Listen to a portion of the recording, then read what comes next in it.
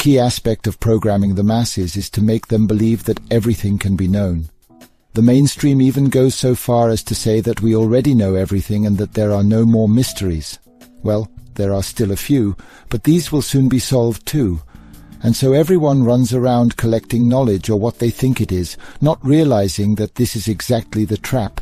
Intellectual materialism in its most perverse form. I did the same, attended schools, listened to lectures, read hundreds of books, watched countless documentaries and interviews, and even came up with fantastic theories myself.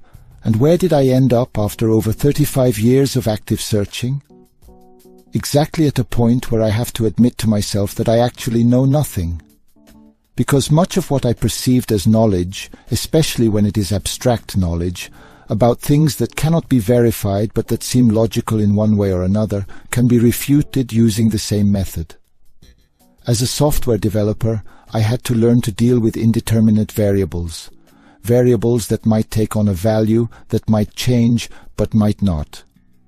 My own life story also showed me that there are things I don't know, and things that I thought I knew have hindered me because I relied on them, and in the end they turned out to be wrong. There are things we don't know, and that would remain so even if we talked about them for days, lost ourselves in fantastic speculations, and came up with a bunch of models. In the end, none of us would be any the wiser than before, because none of it can be proven. I have no problem with the fact that there are things I don't know and that there are things I will never know. And you? This knowledge has nothing to do with what I am, or what you are. Of all there is to know, we basically know little to almost nothing. We should start from there and not the other way around. Because the enemy's weapon is sensory overload and overwhelming by means of abstract concepts and models, many of which are lies and deceptions. But the antidote is not to speculate even more, or to accumulate even more knowledge, but to understand that the essence of peace, contentment, and dealing with others has to do with the realization that one does not know things and that this is also okay. It is often enough to recognize a lie as such and to re-evaluate the situation. Not knowing is an essential aspect of being human, but this aspect has been obscured and is used against us. It causes inferiority complexes and is the driving force behind many people. It is a business, whether it be on an economic, scientific, or spiritual level. And that is why we are programmed today so that when we recognize something as false, a vacuum is created, and this must compulsively and immediately be filled with another explanation and with new knowledge. It seems as if today's man can no longer live without ignorance. As soon as a lie is discovered, a new truth must be found immediately. The earth is not a globe, as we are told, and the first question is, what else should it look like? A vacuum is created that absolutely demands to be filled, but this vacuum is an illusion, just as the vacuum of an allegedly existing universe is an illusion. There is no absolute vacuum. Just as there is no infinity, they are abstract fantasy products to deceive and confuse the mind. It is those who know a lot, the luminaries, the gurus, the teachers, the parents, who tell us from an early age what the external and internal world should look like and how we should deal with it. They determine the narrative, the knowledge, and how we think about this knowledge and the world, how we have to think and what we have to think. This world has been stamped into all of our consciousnesses from an early age without us ever having the opportunity to defend ourselves against it. A virtual inner and outer prison that many are not even aware of. We are trained like biological stimulus response machines and given affection, recognition, and as we believe, love. In reality, we are cut like pieces of a puzzle to fit into the big picture of a society created by others.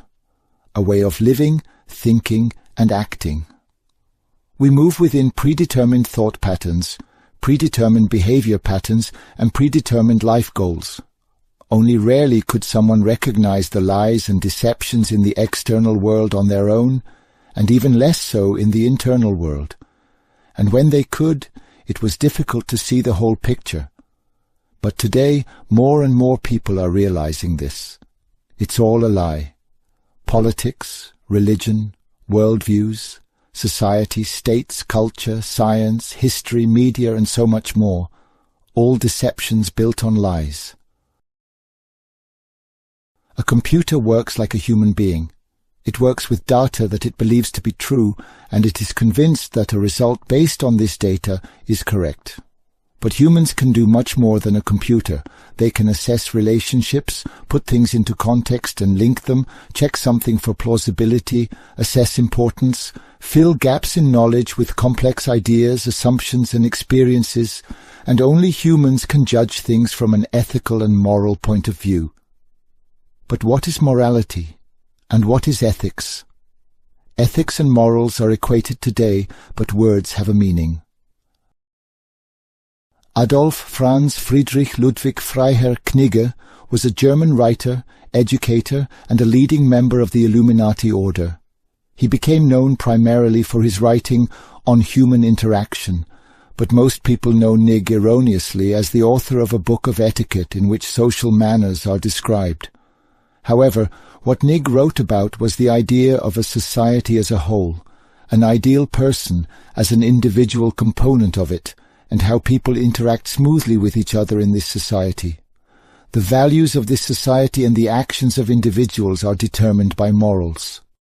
Morals are what is socially accepted and thus determine the actions of the individual in order to be effective and get ahead in this society. Morality is a set way of behaving and acting correctly and accepted in a society. It is clear that church and state determine the standards and values of this morality, which they convey through schools, universities, the media, and the like. Ethics and morality are equated today to obscure the ethos inherent in every human being.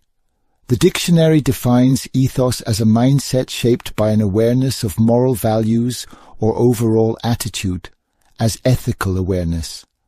Ethics is associated with a person's character, their disposition, or to put it simply, an inner sense of right and wrong. Ethics is closely related to a person's being. It is the quiet voice within that tells you how you want to spend this life and what your gifts and life's work are.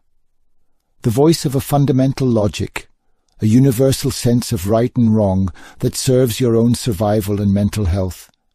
It is ethical and logical to choose peace and equality, because this serves one's own survival and the prosperity of one's family, friends, and thus everyone else. It is ethical and logical not to steal from anyone in order not to be robbed oneself. Cooperation is a natural phenomenon. The plants in a meadow complement each other without a dominant ruling plant. The forest thrives without a hierarchical structure. The organs of a body cannot do without each other, and just as the queen of a bee colony cannot do without workers and drones, the bees cannot survive without a queen. A king cannot do without humans, but humans can be without a king. Our own nature is cooperative, and ethics is the inner voice that quietly announces the best of all cooperative possibilities. In ancient writings, wise people have tried to explain this inner voice. They have created commandments that make use of this logic. Religions and governments have reinterpreted these commandments and used them to create morals and thus the basis for legislation. There are indications of various religious groups that want to bring about the prophecies of the Book of Revelation, groups that have an interest in bringing morality and thus human behavior to the absolute lowest point in order to fulfill the Book of Revelation. But know this, that in the last days difficult times will come.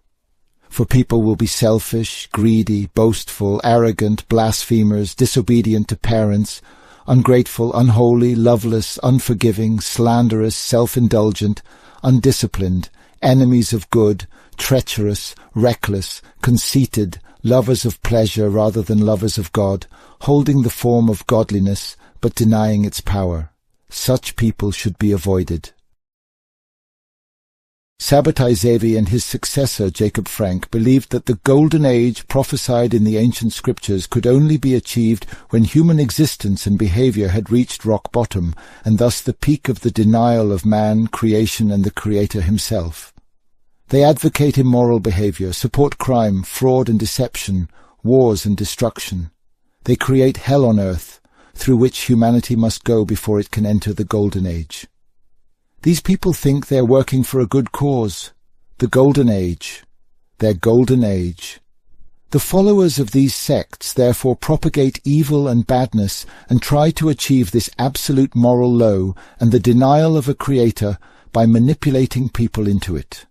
After the great catastrophe of over 200 years ago, morality was steered in the desired direction by politics and wars, the media, books, films, theatre and music. Inner ethics are fighting against social morals, and we feel this deep inside ourselves. Perversions, brutalities and general decay in movies, books and in all media, war and destruction, madness and despair, physical and mental torments. In schools, we learn about the supposed morality of earlier times and today's liberation from social constraints, which venerates lack of dignity and propagates perversion. In universities, we are taught a fabricated, brutal and inhuman history full of wars, murder and manslaughter, full of meanness, arbitrariness and tyranny. In religions, we learn that we humans are brutal, selfish and ruthlessly egotistical, destroying ourselves and our world for profit. In the sciences, we learn that we are godless, randomly created and insignificant biological machines endowed with judgment and an evil ego. Beings whose consciousness arose from matter and who are now racing at breakneck speed through an immeasurably large space on a lonely little stone ball, forever or until our sun explodes and puts an end to everything.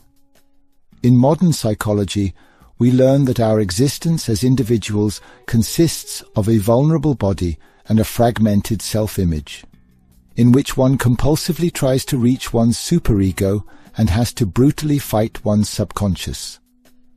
One has divided the individual, the indivisible. One has driven man into schizophrenia and made him prone to mass psychosis. We live sad lives as physically and mentally enslaved creatures, guided by deception and lies, and almost completely robbed of any possibility of finding out where we are, where we come from, and what we are. But the old scriptures also say that someone will come and set things right again. A Savior. The Savior who is supposed to bring truth and consciousness back into the world and who defeats evil. But what if this is also an illusion and no one comes after all?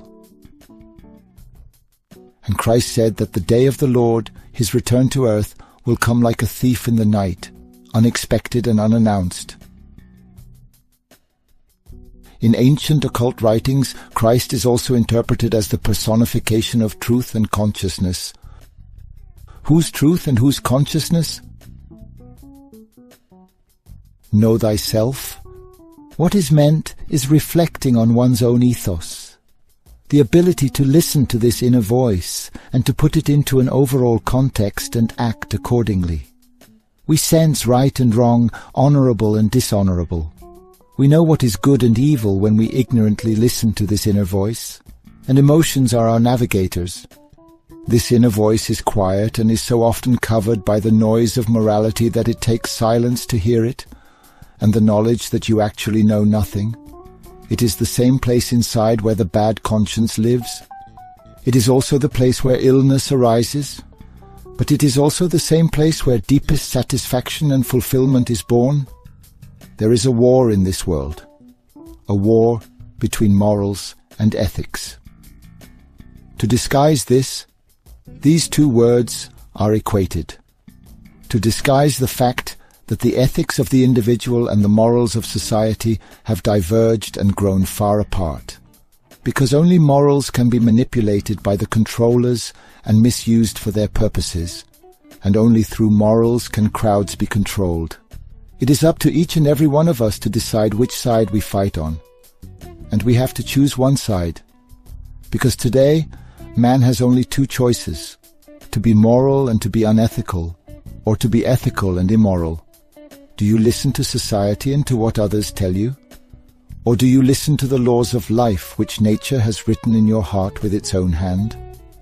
Perhaps the devil's trick is to make us all believe that the coming Savior is not someone else, but you.